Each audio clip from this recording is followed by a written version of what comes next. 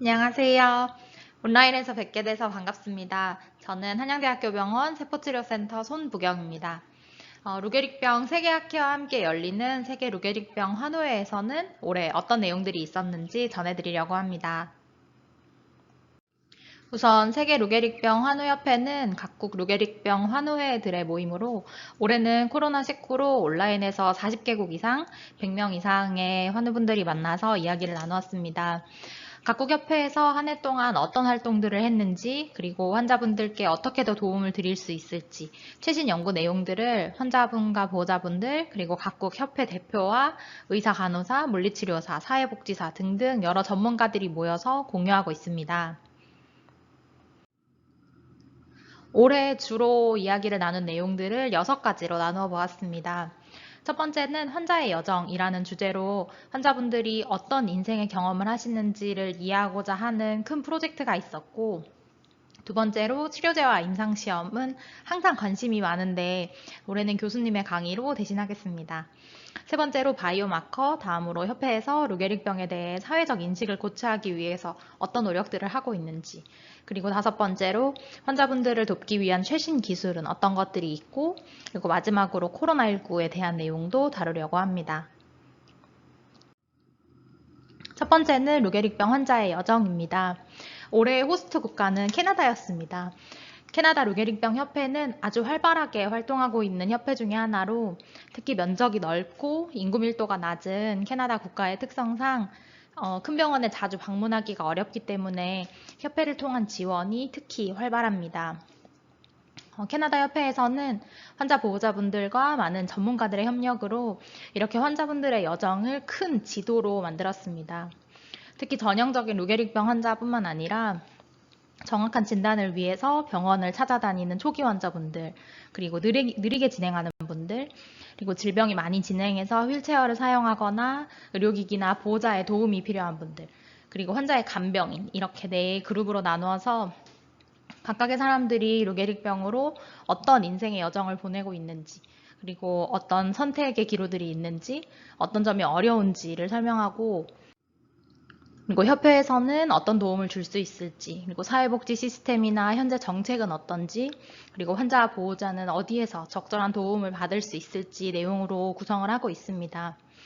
이번 학회 기간 동안 참석자들의 피드백과 의견을 받아서 내용을 발전시키고 있는데 추가적인 연구를 통해서 좀 다양한 언어와 문화권으로 확장할 예정이라고 하니 기대가 많이 됩니다.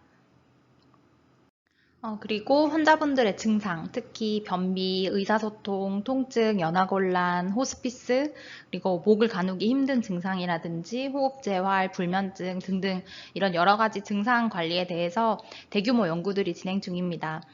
특히 스마트폰을 이용해서 식사 일기를 쓰고 데이터를 수집하는 영양 연구가 있었어요.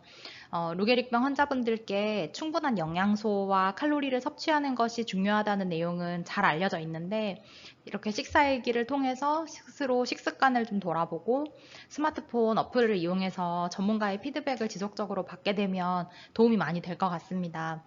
이런 새로운 결과들이 발표되면은 저희 루게릭병 클리닉 월말 강의를 통해서 전해드리겠습니다.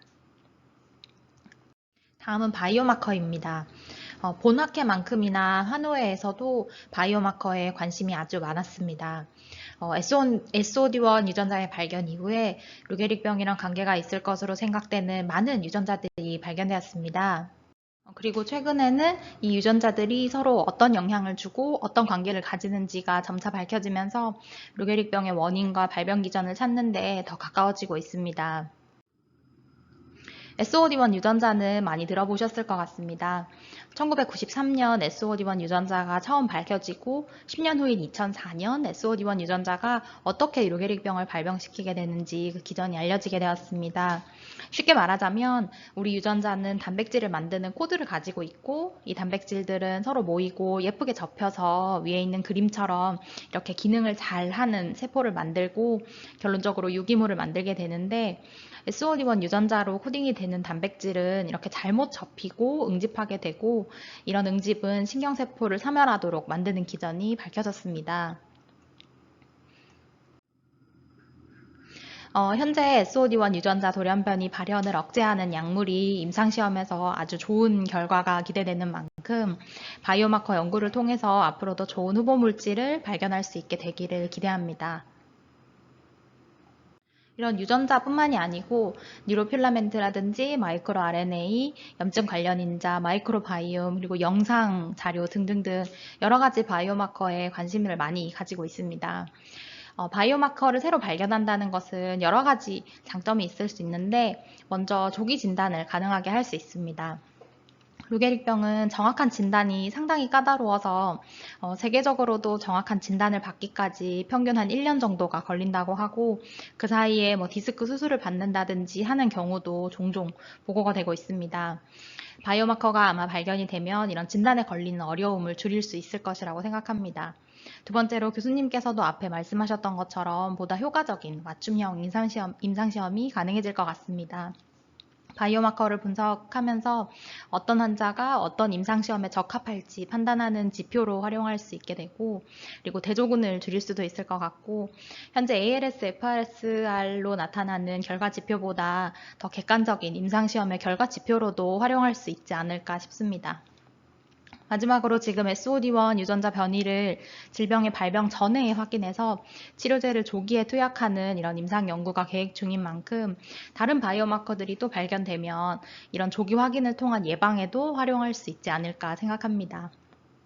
이번 호스트 국가였던 캐나다의 안젤라 겐지 교수님은 바이오마커 연구가 최근 이렇게 비약적으로 발전하고 있는 만큼 환자분들과 보호자분들의 참여 그리고 연구자들의 적극적인 관심이 중요하다고 강조하고 있고 북미 지역이랑 유럽 지역에서는 연구자들이 연합해서 환자분들의 혈액을 포함한 인체 유래물들을 기부를 받고자 여러 가지 캠페인을 진행하고 있습니다. 이런 SOD1 유전자 연구랑 관련된 제가 방금 요약해서 말씀드렸던 내용은 세계 루게릭병 환우의 모임 중에 ALS M&D 커넥트라는 코너에서 다룬 내용입니다. ALS M&D 커넥트는 환우분들과 가족분들을 위한 온라인 무료 세션이고 페이스북 라이브에서 보실 수 있습니다. 관심 있으신 분은 페이스북에서 검색하시면 올해 있었던 강의 녹화 영상을 보실 수 있습니다. 다음으로 사회적 인식 고취에 관한 내용입니다. 루게릭병에 대한 사회적 인식을 고취시키기 위해서 각국의 루게릭병 협회에서는 다양한 활동을 하고 있고 올해는 코로나19로 가상 모금 활동이 많았습니다.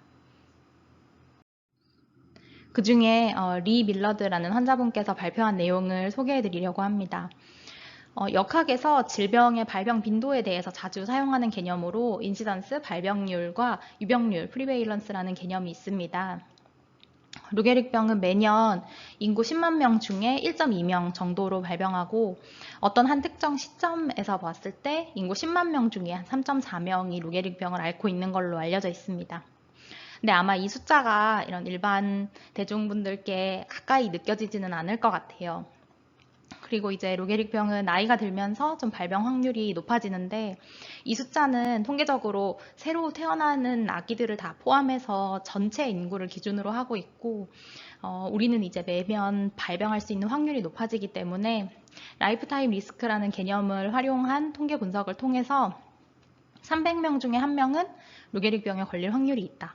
또는 300명 중에 1명은 루게릭병으로 사망할 확률이 있다라고 표현하는 것이 루게릭병에 대한 관심을 고취시키고 국가와 사회에 도움을 요청하는 데 적절하다고 주장하였습니다.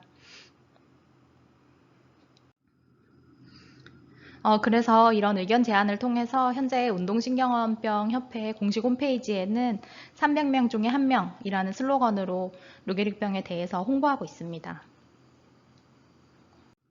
두 번째로 올해 처음 국제환우회 모임에 참여한 호프 러브스 컴퍼니라는 단체에서 어린 보호자들을 위한 활동들이 주목을 많이 받았습니다.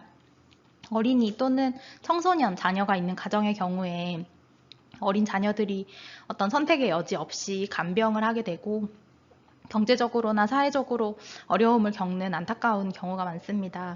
이 단체에서는 이런 어린 보호자 또는 어린 자녀가 있는 환우 가정 지원에 초점을 맞춰서 어린이 청소년의 눈높이에 맞는 책을 출판하거나 방송 활동을 하고 장학금도 지원하고 모금 활동을 하고 있습니다.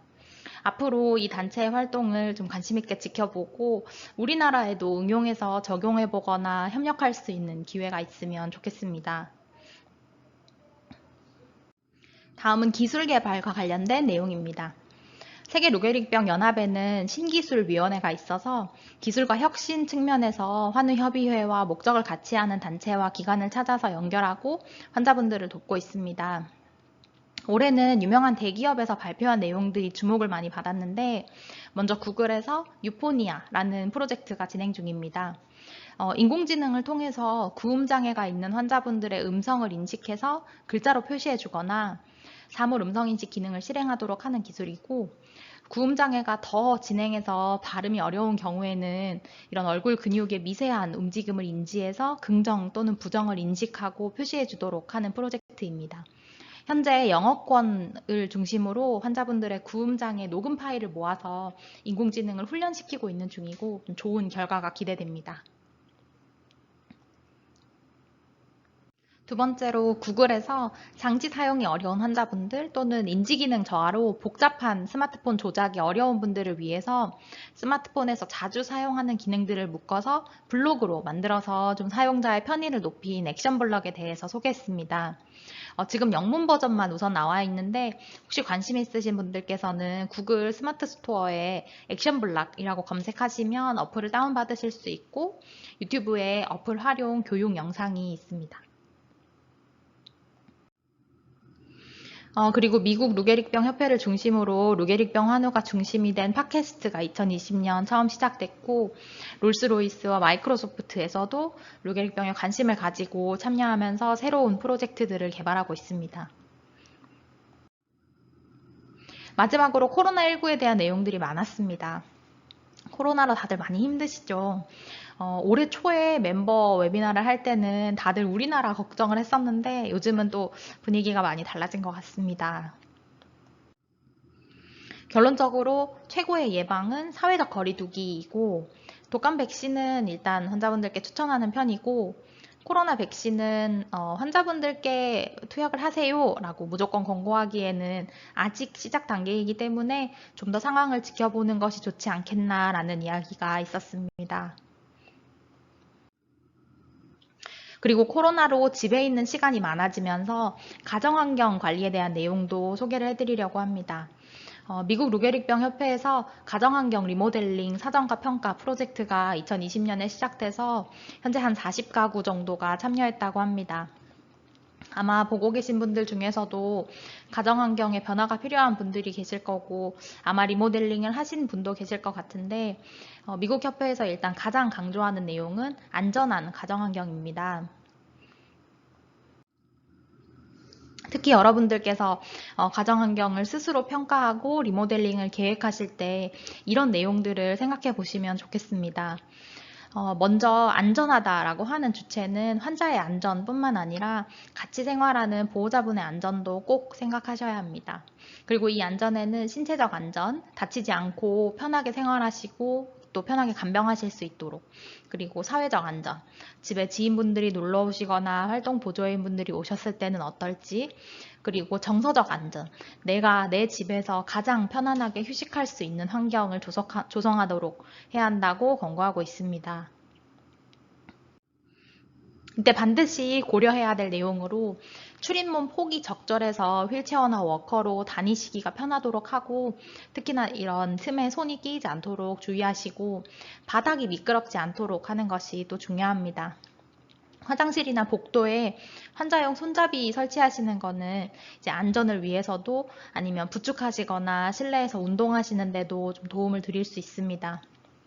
그리고 환자분들을 보행하시거나 아니면 자세 변경하실 때 이렇게 중간에 있는 그림처럼 보행 보조 벨트 활용하시는 것도 추천해 드리고 환자 이동용 리프트 같은 거는 또 환자분과 보호자 모두 조금 편의를 위해서 추천할 만합니다. 그래서 휠체어나 워커 그리고 리프트 같은 거는 장애인 보조기기로 우리나라에서는 국가 지원을 받으실 수 있으시니까 관심이 있으신 분들은 담당 주치의 선생님이랑 한번 상의해 보시면 좋겠습니다. 마지막으로 한우회에서는 혹시나 상황이 어떻게 될지 모르기 때문에 특히 위로술이나 호흡기의 경우에는 늦게 적용하게 되는 경우에 시술도 어렵고 일상생활도 더 어려워지지만 미리 시행한다고 해서 이런 위로술이나 호흡기는 어떻게 회가 되는 부분은 없기 때문에 삼킴장애나 호흡 문제가 진행하시는 경우에는 너무 늦기 전에 병원에 미리 상의해 보시는 것도 고려해 볼 만하다고 권고하고 있습니다. 특히나 유럽이나 미국 일부 지역에서 호흡기가 부족해서 루게릭병 환자분들이 코로나 때 적절한 호흡 지원을 받지 못하는 경우가 없도록 하기 위해서 협회 차원에서 이제 각국 정부의 협조 요청을 좀 지속적으로 하고 있는 상황입니다. 원격 의료에 대해서도 관심이 많았는데 아직 우리나라는 원격 의료에 대해서 특히 루게릭병 같은 중증 질환에 대해서는 좀 제한이 많이 있지만 많이 진행한 환자분들이 좀 원격 의료를 통해서라도 적절히 관리를 받으실 수 있고 이런 코로나 상황에서도 임상시험이 좀 원활하게 진행될 수 있도록 어떤 방법을 모색해야 하지 않을까 생각이 듭니다. 네, 오늘은 환우회에서 다룬 주요 주제들, 그리고 최근 환우회는 어떤 점에 관심을 가지고 있는지 위주로 전해드렸습니다. 사실 이 세계 환우회가 좀 북미나 유럽 위주 내용이 많고, 올해는 또 코로나19로 임상시험뿐만이 아니고, 이런 간호나 증상관리, 정책 개선을 위한 연구들이 좀 많이 지연된 경우가 많아서 아쉬웠습니다. 하지만 올해부터 스페인어랑 프랑스어를 시작으로 번역 서비스도 지원하고 있고 그리고 건강보험 형태가 다른 국가라든지 아시아 지역에서도 환우협회들의 좀 더 관심도 많이 가져주시고 그리고 참여도 늘어나고 있는 만큼 내년이나 그 다음 해에는 더 우리나라 환자분들께 와닿는 내용이 많지 않을까 싶습니다. 그리고 더 자세한 내용이나 또 연구 결과로 새로 업데이트되는 내용들은 저희 한양대병원 루게릭병 클리닉 유튜브나 외래 방문 시간을 활용해서 틈틈이 전해드리겠습니다. 네, 여러분들께 조금이나마 도움이 되시면 좋겠습니다. 가족분들과 따뜻한 저녁 시간 되세요. 감사합니다.